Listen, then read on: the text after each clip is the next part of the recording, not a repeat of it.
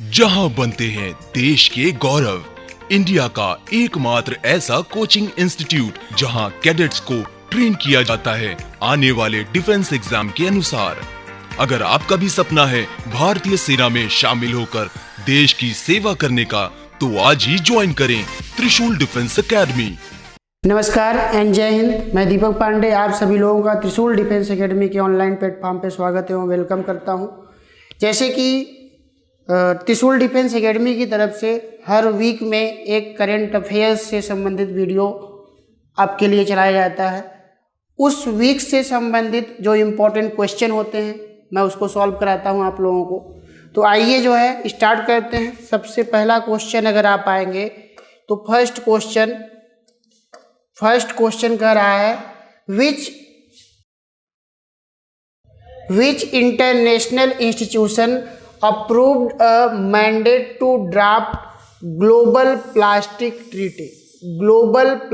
treaty या वैश्विक plastic संधि का मसौदा तैयार करने के लिए एक जनादेश को मंजूरी दी गई, एक ड्राफ्ट बनाया गया, और वह कौन सी संस्था के द्वारा, कौन सा इंटरनेशनल इंस्टीट्यूशन के द्वारा बनाया गया।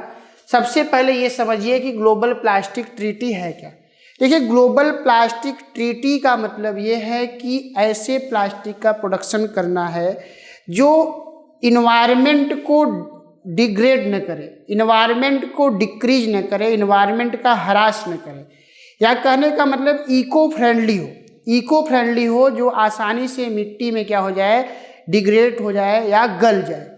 तो इस प्रकार अगर आप आएंगे तो ये मसौदा जो तैयार किया गया है, ऑप्शन ए है UNFCC, बी ऑप्शन है UN इन्वायरमेंटल असेंबली, सी है IPCC और डी है WWF।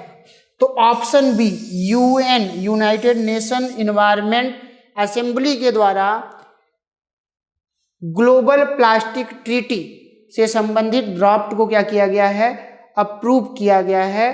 तो इस प्रकार क्वेश्चन नंबर 1 का option B is right answer. इसका मोटिव सिर्फ ये है कि इन्वायरमेंट को प्रोटेक्ट करना, वातावरण को क्या करना, प्रोटेक्ट करना।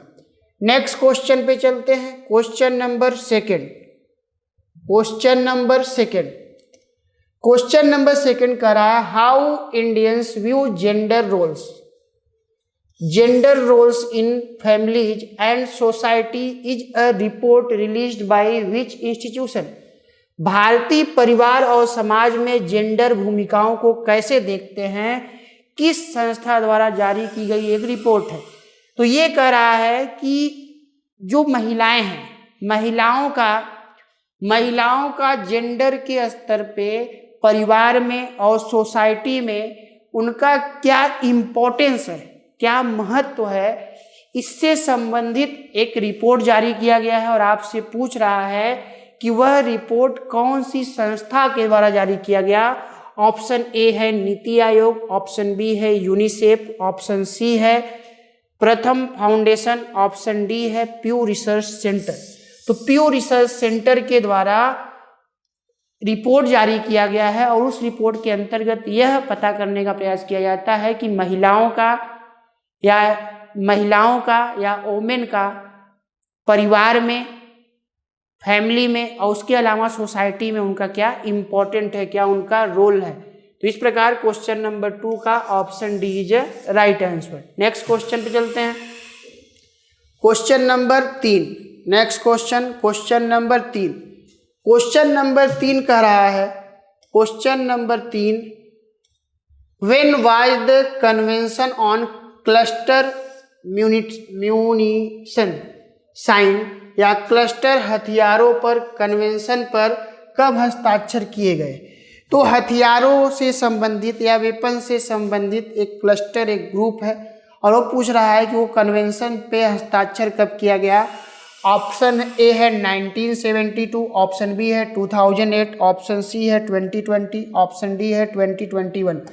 तो इस पर 2008 में क्या किए गए, साइन किए गए, हस्ताक्षर किए गए। और इसके अंतर्गत ये प्रयास किया गया कि वैसे जो न्यूक्लियर वेपन है उनका विस्तार व्यापक स्तर पे न हो, ऐसे कंट्रीज तक उनका टेक्नोलॉजी का पहुंच न हो कि जो वैसे टेक्नोलॉजी को जो है सस्टेन कर पाए या उसका रख रखाव न करने के योग्य हो, तो इस बात को ध्यान रखना। तो यह ट्रीटी का संबंध या इस ट्रीटी पर हस्ताक्षर कब किए गए?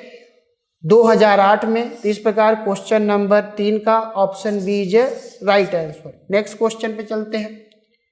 क्वेश्चन नंबर 4 कह रहा है, as per official data of the government what is the number of children affected due to covid in India. सरकार के आधिकारिक आंकड़ों के अनुसार भारत में कोविड से प्रभावित बच्चों की संख्या कितनी है? आपसे पूछ रहा है कि कोविड पीरियड में या कोविड के समय कितने बच्चे, ये एग्जैक्ट नहीं, ये अप्रॉक्स के आसपास का डाटा है, गवर्नमेंट ऑफ इंडिया के द्वारा रिलीज किया गया। और ये कहा गया कि कितने बच्चे जो है कोविड से क्या हुए, संक्रमित हुए या प्रभावित हुए। ऑप्शन ए है 0.74 लाख, ऑप्शन बी है 1.54 लाख, ऑप्शन सी है 5.54 लाख, ऑप्शन डी है 15.54 लाख। तो अगर आप आएंगे ऑप्शन बी 1.54 लाख, 1,54,000 बच्चे जो है कोविड से क्या हुए, प्रभावित हुए। इस प्रकार क्वेश्चन नंबर 4 का option B is right answer. Next question पे चलते हैं। नेक्स्ट क्वेश्चन नंबर 5 का रहा है, question number 5, the Roorkee water conclave has been organized by IIT Roorkee with which institution. IIT Roorkee द्वारा किस संस्थान के साथ मिलकर रुड़की वाटर कॉन्क्लेव का आयोजन किया गया? ऑप्शन ए है नीति आयोग, ऑप्शन बी है national institute of hydrology, option C है इंडियन नेवी, ऑप्शन डी है इंडियन कोस्ट गार्ड। तो Roorkee water conclave, Roorkee IIT ने जो है नेशनल इंस्टीट्यूट ऑफ हाइड्रोलॉजी से या नेशनल इंस्टीट्यूट ऑफ हाइड्रोलॉजी के साथ मिलकर वाटर के मिसयूज या वाटर का क्या इम्पोर्टेंस है, इससे क्या क्या एनर्जी बनाया जा सकता है, उससे संबंधित जो है ट्रीटी हुआ है। उसके अलावा अगर आप आएंगे तो वो संस्था के बारे में पूछ रहा है कि किस संस्था के सहयोग से इन्होंने रुड़की वाटर कॉन्क्लेव तैयार किया है। तो इस प्रकार क्वेश्चन नंबर 5 का ऑप्शन बी सही उत्तर होगा। वह संस्था है नेशनल इंस्टीट्यूट ऑफ हाइड्रोलॉजी। उसके अलावा नेक्स्ट अगर आप आएंगे, नेक्स्ट क्वेश्चन का रहा है, what is the name of India's first of the 4 stealth guided missile destroyers under project 15B। Project 15B के तहत भारत के 4 स्टील्थ गाइडेड मिसाइल डिस्ट्रॉयर में से पहला नाम क्या है? INS Kochi, B INS Visakhapatnam, C INS वीरा, D INS कोट्टाबनम। तो इस प्रकार इसका बी ऑप्शन होगा, INS विशाखापत्तनम। क्वेश्चन नंबर 6 का option B is right answer. Next question पे चलते हैं। नेक्स्ट क्वेश्चन नंबर 7 कर रहा है, what is the new motto of national commission for protection of child right. राष्ट्रीय बाल अधिकार संरक्षण आयोग का नया आदर्श वाक्य क्या है? ऑप्शन ए है support to children, option B है भविष्यो रक्षति रक्षित, सी ऑप्शन है all round protectors of child rights, D option है धर्मो रक्षति रक्षित। तो इस प्रकार अगर आप आएंगे इसका बी ऑप्शन है भविष्यो रक्षति रक्षित, जो किसका मोटो है? National commission for protection of child right. बच्चों के अधिकारों के प्रोटेक्शन के लिए उसका थीम है भविष्यो रक्षति रक्षित। इस प्रकार क्वेश्चन नंबर 7 का option B is right answer. Next question पे चलते हैं। Next question number 8। Question number 8 का रहा है, the Barents sea which was seen in the news recently is the located along the coast of which two countries? Barents sea या Barents सागर जो हाल ही में चर्चा में है, कौन से दो देशों के तटों के बीच स्थित है? Option A Russia Ukraine, option B Russia Norway, option C Russia Poland, option D Russia Belarus. तो रसिया और नॉर्वे के बीच, रसिया और नॉर्वे के बीच आप अगर आप आएंगे तो आपको बैरेंस सी या बैरेंस सागर क्या है? स्थित है, सिचुएटेड है। वैसे भी आपको पता है कि वो पूरा का पूरा क्षेत्र ही इस समय बहुत ही सेंसिटिव जोन में है, जिसमें आप देख रहे हैं कि रसिया और यूक्रेन के बीच वार का सिचुएशन है, वार चल रहा है, और ये भी नौबत है कि कहीं थर्ड वर्ल्ड वार न हो जाए। तो इस रीजन में पूरी तरीके से अगर आप आएंगे तो इस क्षेत्र के जो भी इम्पोर्टेंट सी हैं, चाहे ब्लैक सी हो, चाहे सी ऑफ अजो हो, या उसके अलावा जो इम्पोर्टेंट ट्रीटी हैं वो इम्पोर्टेंट हो जाएंगे आपके एग्जाम के लिए, क्योंकि करंट में ये मुद्दा बहुत ही हाईलाइटेड है। तो आपसे बैरेंस सी के बारे में पूछ रहा है कि बैरेंस सी कौन से दो देशों के बीच में है? तो रसिया और नॉर्वे के बीच जो है आपको बैरेंस सागर या बैरेंस सी मिलेगा। इस प्रकार क्वेश्चन नंबर 8 का option B is right answer. Next question पे चलते हैं। Next question number 9। Question number 9 का रहा है which institution organize the national innovation conclave on low carbon technology. निम्न कार्बन प्रौद्योगिकियों पर नेशनल इनोवेशन कॉन्क्लेव किस संस्थान ने आयोजित किया? इसका मोटिव ये है कि कार्बन ऐसे टेक्नोलॉजी जो कम कार्बन का उत्सर्जन करते हो या इमिशन करते हो, उससे संबंधित बात कर रहा है। तो संस्थान के बारे में या इंस्टीट्यूशन के बारे में पूछ रहा है। ऑप्शन ए है नीति आयोग, ऑप्शन बी है bureau of energy efficiency, option C है एसोचैम, ऑप्शन डी है आईआईटी मद्रास। तो इसका ऑप्शन बी सही होगा, ब्यूरो ऑफ एनर्जी इफिशियंसी। इस प्रकार क्वेश्चन नंबर 9 का option B is right answer. Next question पे चलते हैं। Next question number 10। Question number 10 का रहा है मधाबीपुरी Buch has been appointed as the first women chairperson of which regulatory body. Madhabi Puri Buch को किस नियामक संस्था की पहली महिला अध्यक्ष के रूप में नियुक्त किया गया है? इंपॉर्टेंट है। ऑप्शन ए है सेबी, ऑप्शन बी है नाबार्ड, ऑप्शन सी है पीएफआरडीए और डी ऑप्शन है इरडा IRDA। तो देखिए अगर आप आएंगे तो माधवीपुरी बुच को जो है सेबी का चेयरमैन बनाया गया है। जो अब तक के इतिहास में भारत में सेबी का फर्स्ट महिला कोई चेयरमैन बना है, उनका नाम है माधवीपुरी बुच। सेबी का पूरा नाम है security exchange board of India. SEBI का कार्य ये है कि वह जो है कैपिटल मार्केट या शेयर मार्केट को रेगुलेट करे। कैपिटल मार्केट या शेयर मार्केट में किसी भी प्रकार का इनसाइडर ट्रेडिंग न हो, इनसाइडर ट्रेडिंग को रोकने का प्रयास करता है सेबी। उसके अलावा नाबार्ड जो है एक प्रकार का बैंक है जो एग्रीकल्चर के विकास के लिए, कृषि के विकास के लिए ऋण उपलब्ध कराता है, और कृषि के विकास के लिए ऋण उपलब्ध कराने वाला सर्वोच्च बैंक नाबार्ड है। पीएफआरडीए का संबंध जो है पेंशन से है। इरडा का संबंध जो है insurance regulatory development authority, IRDA का संबंध जो है इंश्योरेंस से है। तो इस प्रकार क्वेश्चन नंबर 10 का option A is right answer. Madhabi Puri Buch किसकी चेयरमैन बनी है? सेबी की, security exchange board of India. Next question पे चलते हैं। क्वेश्चन नंबर 11 का रहा है Ukraine shares border with how many European union members states. Ukraine कितने यूरोपीय संघ के सदस्य देशों के साथ सीमा साझा करता है? तो ये कह रहा है कि यूक्रेन ऐसे कितने कंट्री हैं जो यूरोपीय यूनियन के मेंबर हैं। किसके मेंबर हैं? यूरोपीय यूनियन के मेंबर हैं, और उनकी बाउंड्री लाइन जो है उन कंट्री से क्या करती है? टच करती है। तो अगर आप आएंगे, आपसे ऑप्शन कह रहा है option A 1, option B 2, option C 3, option D 4।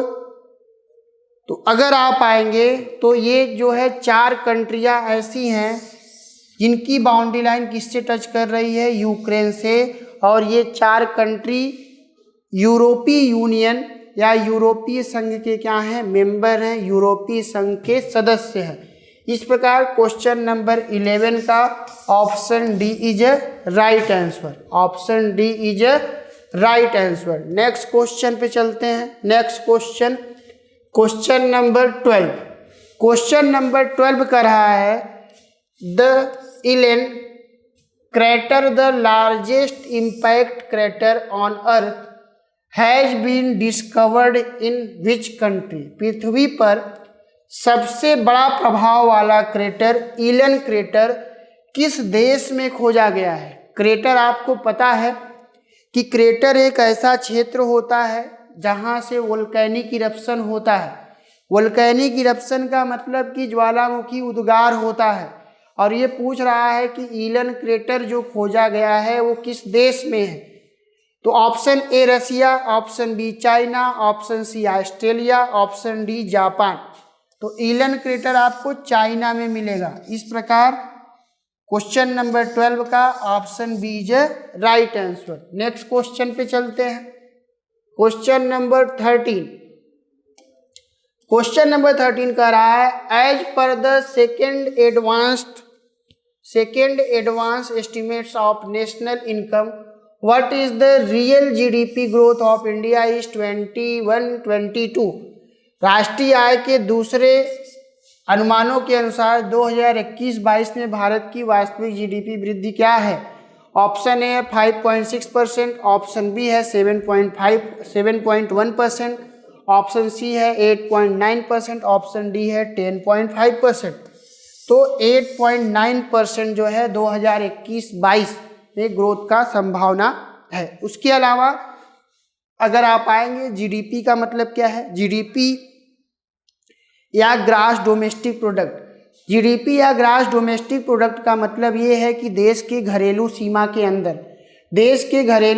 के अंदर या डोमेस्टिक बाउंड्री लाइन के अंदर जितने भी गुड्स का प्रोडक्शन होता है उन सभी गुड्स का जो मॉनेटरी वैल्यू का सम होता है, योग होता है, उसी को हम लोग जो है जीडीपी के नाम से जानते हैं। जैसे मान लो कि पूरे इंडिया में सिर्फ 5 कुंटल गेहूं का उत्पादन हुआ, पूरे इंडिया में सिर्फ 5 कुंटल गेहूं का उत्पादन हुआ, तो 5 कुंटल गेहूं का जो मॉनेटरी वैल्यू होगा, जो उसका मौद्रिक मूल्य होगा, जैसे मान लेते हैं कि 1 कुंटल गेहूं का वैल्यू अगर 3000 है तो 5 कुंटल गेहूं का वैल्यू 15,000, 15,000। तो हम कहेंगे कि भारत का जीडीपी कितने का है? 15,000 का।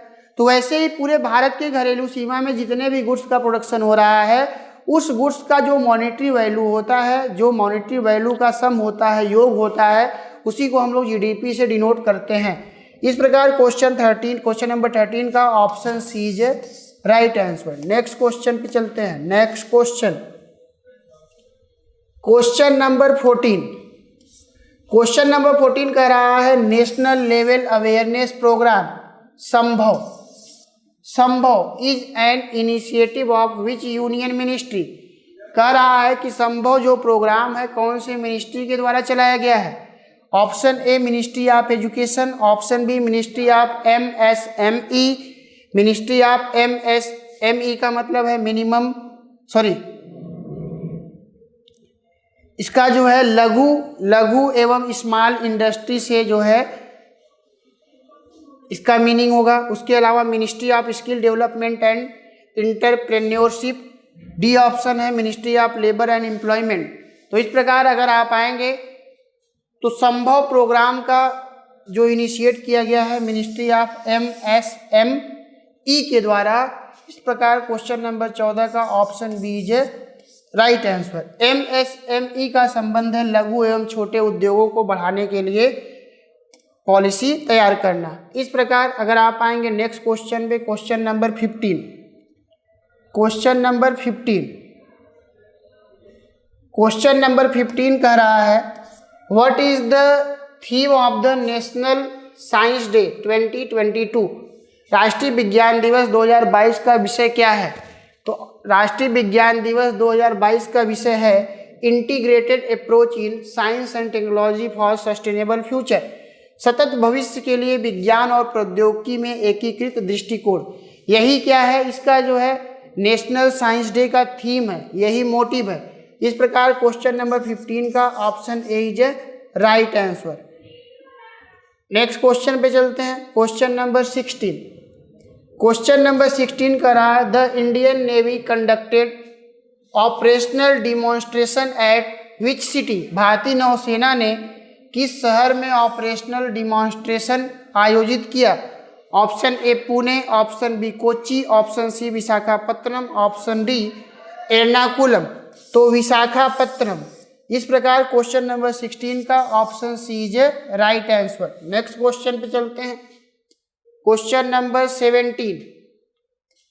क्वेश्चन नंबर 17 का रहा है millennium challenge corporation MCC is an initiative of which country, millennium challenge corporation किस देश की एक पहल है? Option A USA, option B Russia, option C China, option D Japan.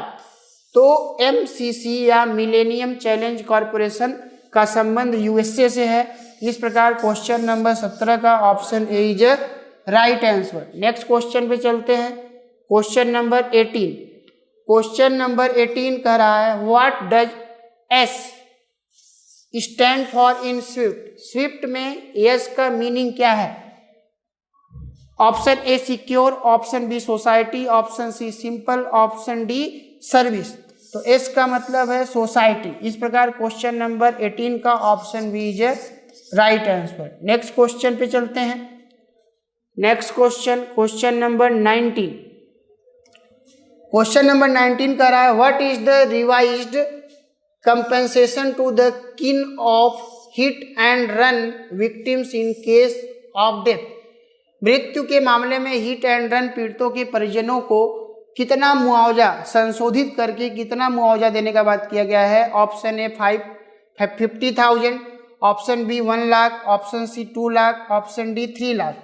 तो अगर आप आएंगे 2 लाख संशोधित करके 2 लाख जो है मुआवजा कर दिया गया है या कंपनसेशन राशि। वैसे लोग जो हिट एंड रन केस में मारे गए थे या उनका डेथ हो गया था तो उनके लिए मुआवजा की राशि संशोधित करके 2 लाख कर दी गई है। इस प्रकार क्वेश्चन नंबर 19 का option C is right answer. Question number 19 का option C is right answer. Next question पे चलते हैं, क्वेश्चन नंबर 20।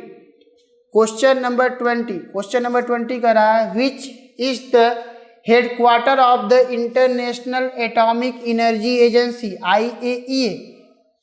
IAEA का मुख्यालय कहाँ है? Geneva, Vienna, New York, Moscow. तो इसका जो मुख्यालय है वियना, कहाँ पे है? वियना। उसके अलावा IAEA का काम क्या है?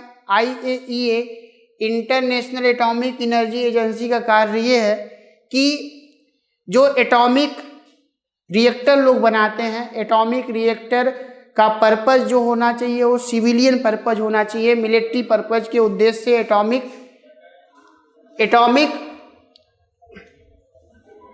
एजेंसी या आप कह सकते हैं कि ये एटॉमिक हथियारों के विस्तार को रोकने का प्रयास करता है। और अगर कोई भी एटॉमिक एनर्जी संयंत्र स्थापित करता है तो उसका मोटिव सिर्फ ये होना चाहिए कि मिलिट्री पर्पज के उद्देश्य उसका पर्पज होना चाहिए केवल सिविलियन पर्पज या नागरिकों के विकास के संदर्भ में मिलिट्री पर्पज नहीं होना चाहिए। मिलिट्री पर्पज में कि जैसे न्यूक्लियर जब लोग संयंत्र बनाते हैं उससे हाइड्रोजन बम या एटॉमिक बम बनाते हैं तो उसका यूज हाइड्रोजन या एटॉमिक बम के लिए नहीं होना चाहिए बल्कि उससे इलेक्ट्रिसिटी जनरेट करने के लिए या सिविलियन पर्पज के उद्देश्य से इसका जो है कार्य किया जाना चाहिए। नेक्स्ट क्वेश्चन पे चलेंगे, क्वेश्चन नंबर 21।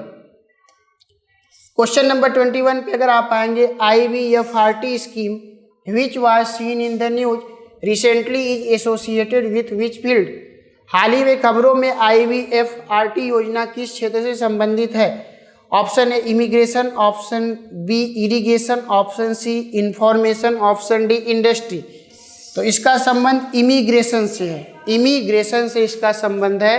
इस प्रकार क्वेश्चन नंबर 21 का option A is right answer. Next question पे चलते हैं। Next question, question number 22। Question number 22 का रहा है Dharma guardian exercise. Dharma guardian exercise is an annual military exercise between India and which country. कह रहा है कि धर्म संरक्षक अभ्यास भारत और कौन से देश के बीच हर वर्ष सैन्य अभ्यास किया जाता है। Option A Sri Lanka, option B Japan, option C Australia, option D UAE. तो भारत और जापान के बीच जो सैन्य अभ्यास या मिलिट्री एक्सरसाइज करी जाती है, मिलिट्री एक्सरसाइज करी जाती है, वह जो है जापान के साथ किया जाता है। उसका नाम है धर्म संरक्षक अभ्यास या धर्म गार्जियन एक्सरसाइज। तो किसके बीच धर्म गार्जियन एक्सरसाइज किया जाता है? तो इंडिया और जापान के साथ किया जाता है। इस प्रकार क्वेश्चन नंबर 22 का option B is right answer. Next question पे चलते हैं। Next question, question number 23। Question number 23 का रहा है which country has been hit by cyclone Emnati. चक्रवात इमनाती की चपेट में कौन सा देश आया है? देखिए चक्रवात का टॉपिक इंपॉर्टेंट है, तो आपको इसी समय जबकि साइक्लोन अगर आ रहा है तो कौन से साइक्लोन कौन से क्षेत्र में आ रहे हैं ये पता होना चाहिए। और साइक्लोन का जो मेन फीचर है जिसको हम लोगों ने क्लास में डिस्कस किया है वो भी आपको पता होना चाहिए। तो अगर आप आएंगे इमनाती चक्रवात कहाँ पे आया? Indonesia, Madagascar, Philippines, Japan. तो मेडागास्कर के आसपास आया। इस प्रकार क्वेश्चन नंबर 23 का option B is right answer. Next question पे चलते हैं। 24। क्वेश्चन नंबर 24 का रहा है विच यूनियन मिनिस्ट्री लॉन्च द भाषा सर्टिफिकेट सेल्फी कैंपेन। किस केंद्रीय मंत्रालय ने भाषा प्रमाण पत्र सेल्फी अभियान शुरू किया? Option A ministry of education, option B ministry of culture, option C ministry of tourism, option D ministry of external affairs. तो मिनिस्ट्री ऑफ एजुकेशन के द्वारा भाषा सर्टिफिकेट सेल्फी कैंपेन का आयोजन किया गया। इस प्रकार क्वेश्चन नंबर 24 का option A is right answer. Option A is right answer. Next question पे अगर आप आएंगे और आज के सेशन का लास्ट क्वेश्चन अगर आप आएंगे जमिनी आइलैंड या जमिनी द्वीप, जिसको स्नेक आइलैंड भी बोलते हैं, which was seen in the news is located in which sea या ओशियन। कह रहा है कि जमिनी आइलैंड है या जिसे स्नेक आइलैंड बोलते हैं वह हाल ही में खबरों में या न्यूज में था, वह कौन से सागर या महासागर में स्थित है? तो अगर आप आएंगे option A Black Sea, option B Pacific Ocean, option C Mediterranean Sea, option D Atlantic Ocean. तो ब्लैक सी काला सागर में जो है जेमिनी आइलैंड या स्नेक आइलैंड जिसे बोलते हैं वो वहीं पे स्थित है। तो 25 का ऑप्शन ए। ब्लैक सी का लोकेशन इसलिए भी इम्पोर्टेंट है क्योंकि इस समय रसिया और यूक्रेन के बीच जो है वार चल रहा है और उसी ब्लैक सी में एक जो है आइलैंड है उसका नाम है क्रीमिया आइलैंड, और उस क्रीमिया आइलैंड भी यूक्रेन का था लेकिन 2015 से उस पर कब्जा किसका है? रसिया का है। तो इस प्रकार ये पूरा का पूरा लोकेशन बहुत इंपॉर्टेंट होगा यूरोप का, जो आपके एग्जाम के लिए इम्पोर्टेंट है। तो आप रसिया और यूक्रेन के आसपास के जो भी लोकेशन है उसको आप ध्यान से देखें, यहाँ से क्वेश्चन पूछे जाने की संभावनाएं आपके एग्जाम में अधिक है।